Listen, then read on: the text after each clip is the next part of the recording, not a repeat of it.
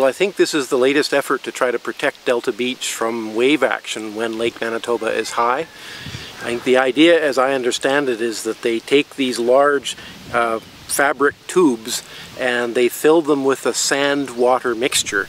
And because the walls of the tubes are porous, the water can pass out, but the sand can't. So basically what happens is they're filling this bag up with sand until eventually it's this large sort of sausage shape, and it's running down the length of the shoreline just a little ways offshore.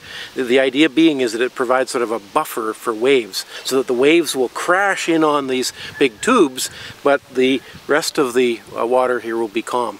People on Lake Manitoba know what a wind can do. On a shallow lake like this, you get a strong wind and it can make a nice calm lake into a ferocious lake.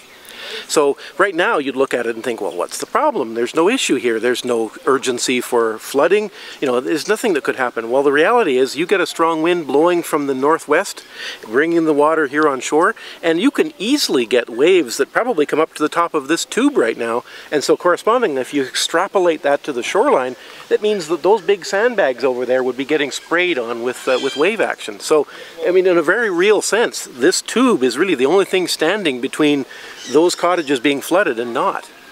So is there a gap between understanding of priorities from, you know, people who are concerned about the Riverwalk compared to maybe people's livelihoods? Yeah, that's the issue. I think, you know, we have to put things into perspective.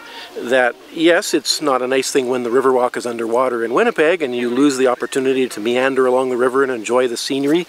But on the other hand, people who have homes, have cottages, have farms that are being destroyed, I mean, they've got a real issue. I mean, they've got real assets they're going to lose. So in the overall scheme of things, it seems to me that if there's a balance between the Riverwalk being flooded and homes being destroyed, I have to weigh in favor of the homes. I mean, the Riverwalk is really, you know, it's nice, but it's not essential, whereas these have to be protected.